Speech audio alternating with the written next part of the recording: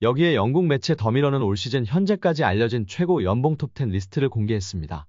프랑스 매체 파리지앵도 전세계 최고 연봉 톱10 중 올해 사우디 리그로 이적한 스타 플레이어가 8명을 차지하고 여기에 리오넬 메시, 킬리안 음바페가 가세한 정도라고 밝혔었는데요. 유럽 5대 리그에서는 음바페가 1위였는데요. 사우디가 포함되면 이야기가 달라지죠? 6위는 리오넬 메시로 약 656억 원을 받습니다. 5위는 유럽 5대 리그 1위였던 킬리안 음바페로 연봉이 약 1021억 원입니다. 공동 3위는 은골로 캉테와 네이마르입니다. 사우디로 이적하면서 약 1458억 원을 받는다고 알려져 있습니다. 공동 1위는 카림 벤제마와 호날두입니다. 약 2917억 원을 받는 것으로 알려져 있습니다.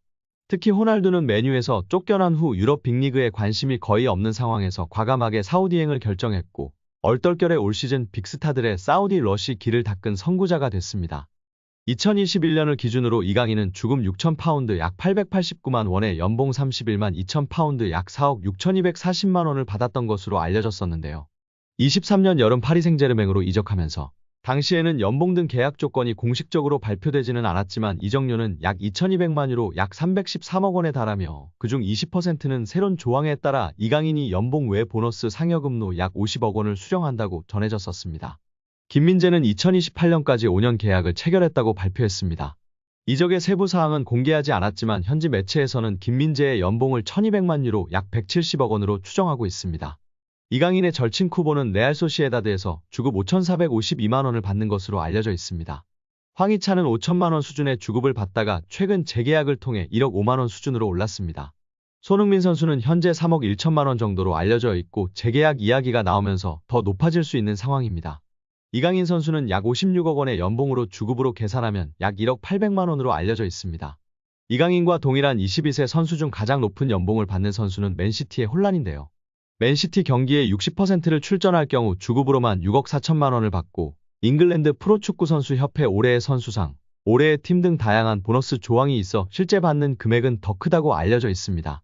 이강인 선수보다 어린 세계적인 유망주 중 한 명인 레알의 카마빈가는 주급 2억 3천만 원 이상을 받는 것으로 알려져 있고 잉글랜드의 희망이자 최고 유망주 벨링엄도 레알에서 3억 원을 받고 있습니다. 이강인의 인성이 재조명되고 있습니다.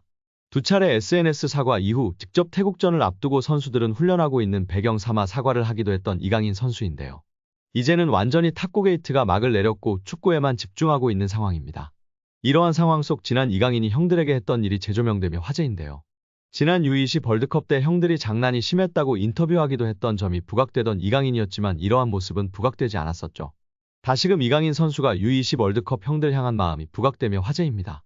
이강인은 생일을 맞이해 U20 대회에 함께 출정했던 선수들에게 선물을 전달한 것으로 알려지며 훈훈함을 더했습니다. 지난 19일 오후 이규혁은 개인 인스타그램 스토리를 통해 이강인에게 받은 선물을 공개하며 고맙다는 메시지를 남겼습니다. 이규혁 등 U20 멤버들을 통해 공개된 선물 내역은 일회용 마스크, 주전부리, 스타벅스 충전 카드 등이었습니다. 또한 이강인은 선물을 준비하며 편지를 남기기도 했습니다. 이강인은 편지를 통해 경기장 속에서도 밖에서도 우리나라를 대표해 매순간 최선을 다한 진짜 사랑하는 형님들. 제가 정말 힘든 시기에 옆에서 많이 응원해주고 자신감을 넣어줘서 큰 힘이 됐다. 고 전했습니다. 이강인은 저 때문에 형들이 많이 힘들었을 것 같다. 제가 진짜 많이 미안합니다. 라며 형들보다 2살이나 어린 제가 장난치고 까불어도 재미있게 받아주고 한 번도 힘들다는 내색 안 해서 정말 고마웠다. 는 말을 남겼습니다. 해당 사진이 공개된 이후 SNS와 온라인 커뮤니티 등을 통해 퍼져나갔었습니다. 이를 본 네티즌들은 막내가 생각도 깊네. 자기 생일에 형아들한테 감사 인사라니. 진짜 너무 보기 좋아요. 이 팀 우정 영원했으면 좋겠네. 강인이 진짜 귀여워. 예뻐하지 않을 수 없는 막내. 편지지도 본인처럼 귀여운 것음. 등 다양한 반응을 보였었습니다. 이강인의 생일에 맞춰 대회에서 함께 호흡을 맞췄던 최준, 정호진, 황태현, 이상준, 엄원상 등이 사진을 공개하며 축하 메시지를 전하기도 했습니다.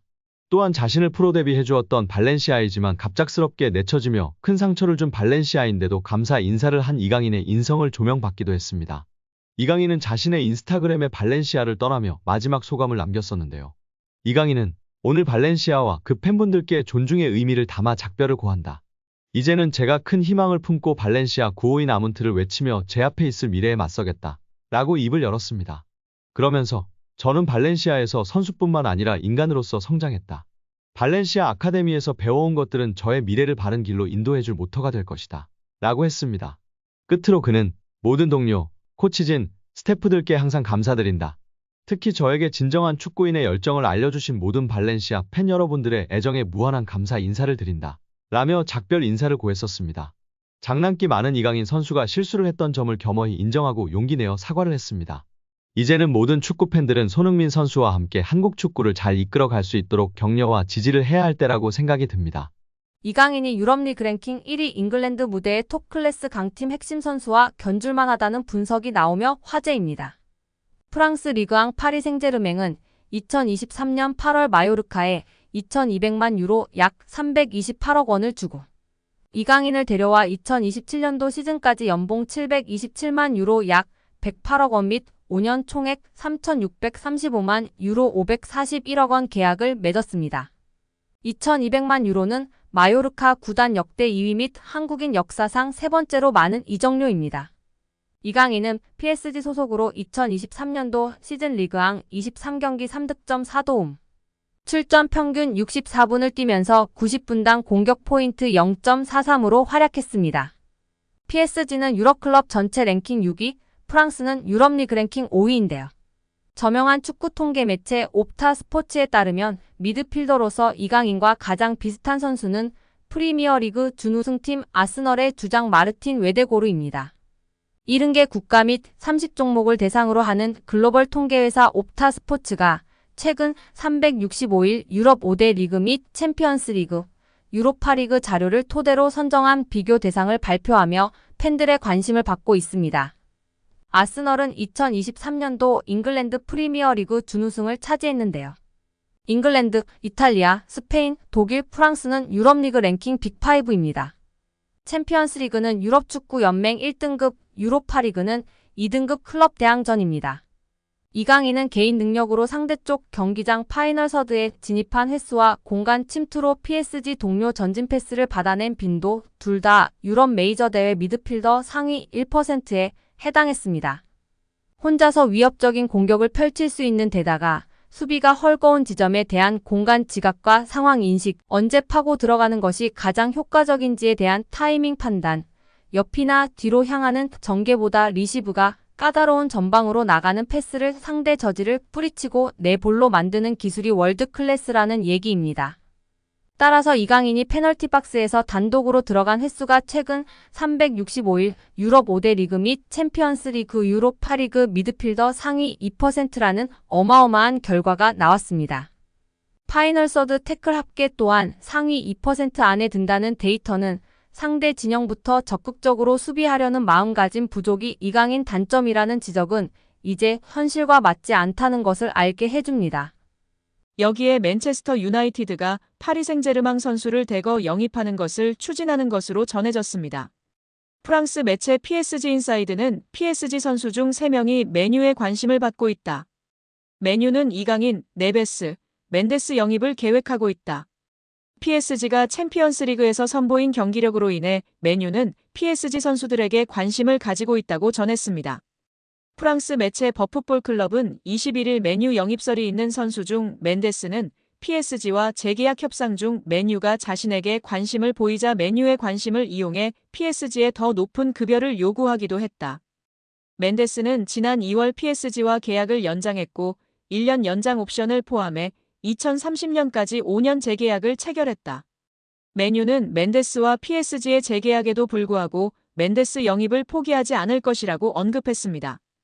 이 매체는 PSG는 맨유가 영입을 원하는 3명의 선수 중에서 올 여름 이적 시장에선 이강인만 이적 가능하다는 뜻을 나타냈다. 멘데스와 네베스에 대해 PSG 경영진은 이적 불가라고 전했다고 덧붙였습니다. 이강인은 최근 맨유 이적설이 꾸준히 언급됐는데요. 다만 이강인은 다양한 이적설에도 불구하고 올 시즌 종료 이후에도 PSG에 잔류할 가능성도 주목받고 있습니다. 프랑스 매체 르파리지앵은 PSG의 캄포스 단장은 이강인과의 재계약을 자신의 우선순위 중 하나로 삼았다. 이강인은 2028년 6월까지 PSG와 계약 기간을 맺고 있다며 시장 가치 3천만 유로로 평가받는 이강인 영입을 원하는 클럽은 넘쳐난다. 프리미어리그의 맨체스터 유나이티드와 크리스탈 팰리스가 이강인 영입을 위해 움직일 수도 있다고 언급했습니다. 프리미어리그 최다 우승 클럽인 맨유는 디 애슬레틱에 따르면 맨유는 시즌 TV 중계권 수입으로만 2억 2,200만 파운드, 약 3,700억 원을 벌어들였습니다. 이는 일부 프리미어리그 클럽의 연간 전체 수입과 맞먹는 규모입니다. 아디다스와의 스폰서십 계약도 2035년까지 연간 9천만 파운드 약 1,500억 원을 지급하는 장기 계약을 맺고 있습니다. 다만 강등 시 금액을 50% 삭감하는 조항이 포함돼 있습니다. 아디다스는 한 시즌 사전 통보 후 계약을 파기할 수도 있다고 알려져 있습니다. 맨유의 연봉 총액은 3억 6,500만 파운드 약 6,100억 원입니다. 이는 하루 100만 파운드 약 17억 원을 지출하고 있습니다. 대부분의 프리미어리그 구단이 강등 시 50% 임금 삭감 조항을 두고 있지만 맨유는 이런 조항이 없는 것으로 알려져 있습니다. 한마디로 미친 듯이 돈을 뿌려대는 클럽입니다. 최근 곤두박질 치는 성적 등 어려움으로 인해 직원 구조 조정 등을 시행하고 있으나 그래도 이강인이 입단 시 현재 받는 연봉의 2배는 받을 것으로 예상하는 적이 지배적인 상황입니다.